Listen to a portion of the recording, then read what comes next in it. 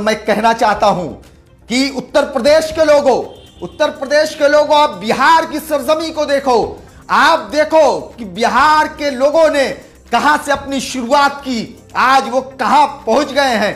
जो लोग कहते हैं कि एक सीट से क्या होता है, तो उत्तर प्रदेश के लोगों आप देखो कि महाराष्ट्र से सीखो कि महाराष्ट्र में एमआईएम के 2 विधायक थे, मगर पूरे हिंदुस्तान में उन दोनों विधायक इम्तियाज जलील साहब और वारिस पठान साहब ने अपनी एक अलग आइडेंटिटी बना ली, पूरे मुल्क में पहचाने जाने लगे। वो पहचान की वजह वो एमआईएम की बेबाकी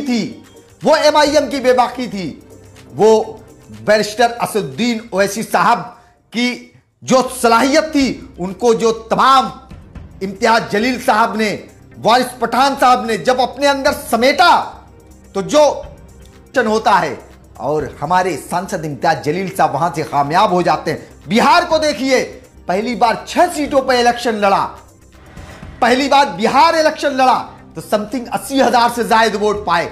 उसके बाद बिहार की जद्दोजहद जारी रही। उसके बाद पार्लियामेंट इलेक्शन में यकीनन अख्तरुल ईमान साहब कामयाब नहीं हुए, मगर बिहार के लोगों ने मेहनत किया, जरा सी चूक रह गई, वरना आज सीमांचल और बिहार की नुमाइंदगी अख्तरुल ईमान साहब दिल्ली में बैठकर करते होते। मगर इंशाअल्लाह ताला आगे कामयाबी मिलेगी। बाय इलेक्शन आया, कमरुल हुदा साहब को बिहार की आवाम ने विधायक बनाया, और आज उसी विधायक बनने की देन है कि आज आपके दरमियान में आप देखिए एसजेडी आपके साथ आ गई है, बीएसपी आरएलएसपी जल्द गठबंधन के ऑफिशियल अनाउंसमेंट हो जाएंगे।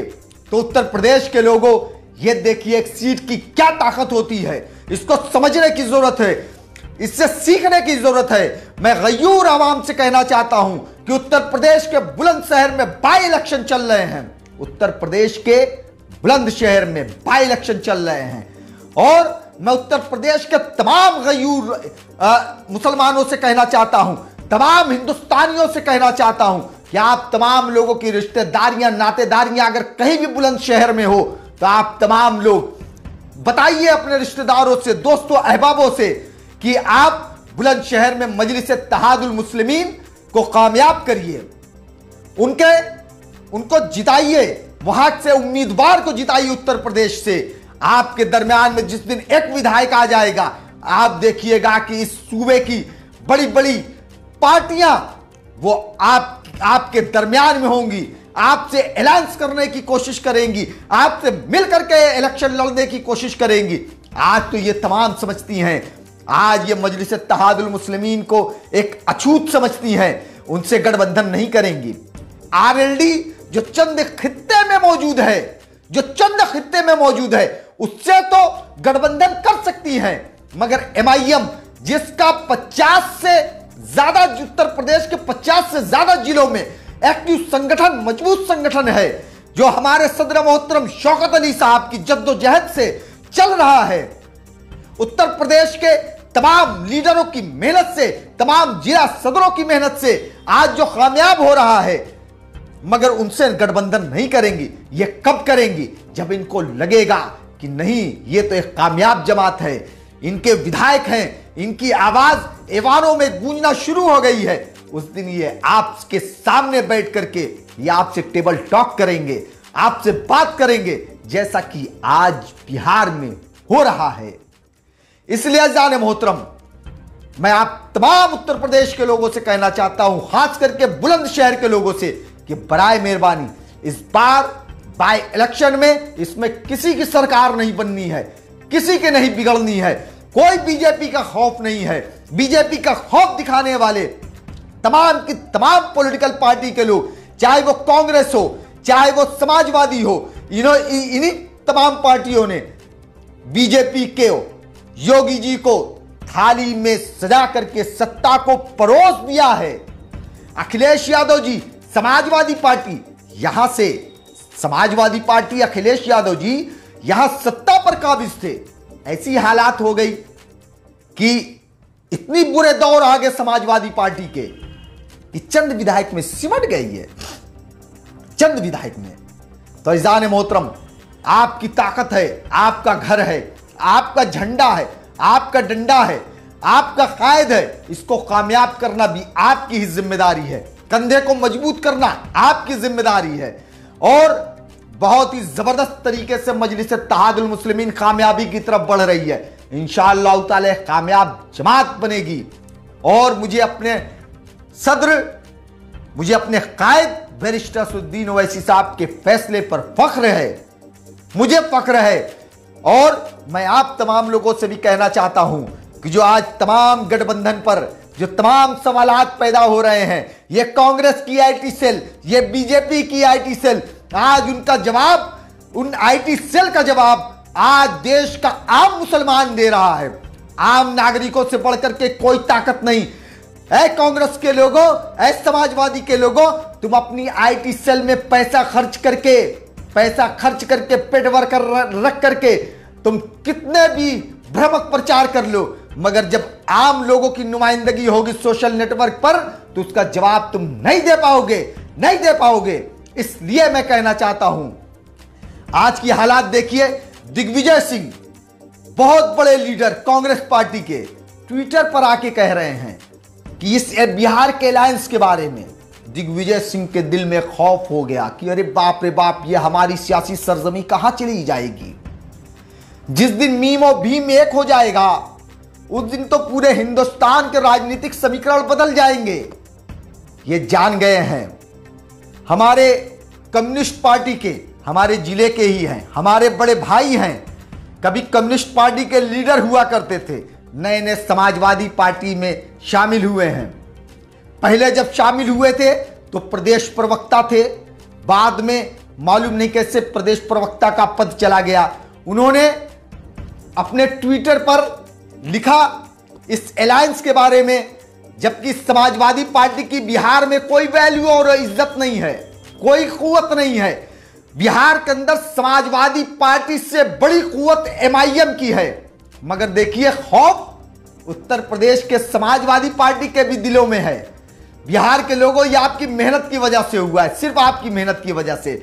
तो वो जो पूर्व प्रवक्ता अमीक जामेई साहब, जो पहले कम्युनिस्ट में थे, नए नए समाजवादी विचारधारा के हुए हैं, वो कहते हैं कि एमआईएम बीजेपी की प्रीपेड कैंपेन टीम है। क्या कहते हैं? एमआईएम बीजेपी की प्रीपेड कैंपेन टीम है, और अगर वोट बटेगा तो भाजपा की जीत पक्की हो जाएगी। अमीक जामेई साहब, जब आप कम्युनिस्ट की राजनीति कर रहे थे और इस वक्त जिस समाजवादी पार्टी की राजनीति कर रहे हैं, उसी समाजवादी पार्टी में अपने हाथों से सत्ता ले जाकर के योगी जी के चरणों में डाल दिया था, योगी जी के चरणों में डाल दिया था। और उस वक्त आपकी कांग्रेस पार्टी के साथ अलायंस था, उस वक्त तो काम बोल रहा था, मगर उत्तर प्रदेश की आवाम को मालूम था कि आपके पास अब बीजेपी को हराने की कुव्वत नहीं है, क्योंकि उत्तर प्रदेश की आवाम जानती है अगर आपका मुताला कमजोर हो तो मैं आपको भी बताना चाहता हूं अमीक जामेई साहब, मैं आपको बताना चाहता हूं कि 2015 के इलेक्शन में जब महागठबंधन का सरबराह माननीय मुलायम सिंह यादव जी को बनाया जा रहा था, मगर तब ईडी के डर से, भारतीय जनता पार्टी के खौफ से समाजवादी पार्टी ने महागठबंधन से नाता तोड़ दिया था।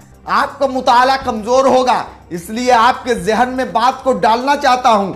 और मालूम है मुलायम सिंह यादव जी ने क्या कहा था? अमीक जामेई साहब, मुलायम सिंह यादव जी ने कहा था, मुलायम सिंह यादव जी ने कहा था कि भाजपा की लहर है। बिहार के इलेक्शन में 2015 में कहा था कि भाजपा की लहर है, और महागठबंधन को वोट ना दे करके ये जुमला मुलायम सिंह यादव जी ने कहा था, जो आज आपके राजनीतिक गुरु हैं अमीक जामेई साहब। ये उन्होंने, अमीक जामेई साहब, आपके मुताले को और मजबूत करना चाहता हूं। क्या आपको याद नहीं कि पार्लियामेंट हाउस में मुलायम सिंह यादव जी ने कहा था? क्या कहा था मुलायम सिंह यादव जी ने? उन्होंने कहा था कि मैं आशा करता हूं कि नरेंद्र मोदी साहब एक बार और प्रधानमंत्री बने। उन्हीं की दुआओं का नतीजा है कि बीजेपी, भारतीय जनता पार्टी एक बार और सत्ता पे काबिज हो गई। भाई, हमारे उत्तर प्रदेश के सबसे सीनियर लीडर हैं और हम जैसे लोग ये मानते हैं कि बुजुर्गों की जो दुआएं हैं वो जल्दी कबूल होती हैं, तो कहीं ना कहीं मुलायम सिंह यादव जी की दुआएं कबूल हो गई और नरेंद्र मोदी साहब देश के दोबारा प्रधानमंत्री बन गए। और आप सांप्रदायिकता की बात करते हैं, आप सांप्रदायिकता का इल्जाम बैरिस्टर असदुद्दीन ओवैसी साहब पर लगाते हैं, जो इस वाहिद मुल्क का लीडर है जो संविधान की रक्षा के लिए लड़ रहा है। आप उन पर इल्जाम लगाते हैं हमीद जामेई साहब सांप्रदायिकता का। जब मुजफ्फरनगर के फसादात हुए थे, जब समाजवादी पार्टी की हुकूमत थी उत्तर प्रदेश के अंदर, जिस वक्त उत्तर प्रदेश में हुकूमत थी, तब क्या वो सांप्रदायिकता नहीं थी? उस प्रदेश में जो दंगा हुआ मुजफ्फरनगर का, उसका जिम्मेदार कौन था?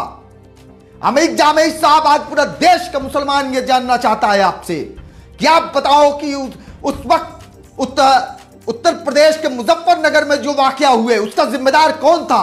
अगर वहां पर समाजवादी पार्टी अगर सत्ता में थी तो उसको रोकने के लिए कौन सा काम किया? कोई काम नहीं किया। यही समाजवादी पार्टी की यही सच्चाई है, यही समाजवादी पार्टी की सच्चाई है। क्योंकि आप तमाम लोगों की, समाजवादी पार्टी के लीडरों की यह हालात है कि मुसलमानों के दिलों में खौफ पैदा करके उनको ब्लैकमेल किया जाए और ब्लैकमेल करके वोट हासिल किया जाए और वोट हासिल करके सत्ता के शीर्ष पर बैठा जाए और सत्ता में बैठने के बाद सिर्फ यादव बिरादरी को सत्ता का मजा चखाया जाए और सबसे ज्यादा वोट करने वाले मुसलमानों को दूध की मक्खी की तरह, बिरयानी में तेज पत्ते की तरह निकाल करके फेंक दिया जाए। यही आप तमाम समाजवादी पार्टी के लीडरों की यही पहचान बन गई है और यही कांग्रेस पार्टी की भी यही सोच है।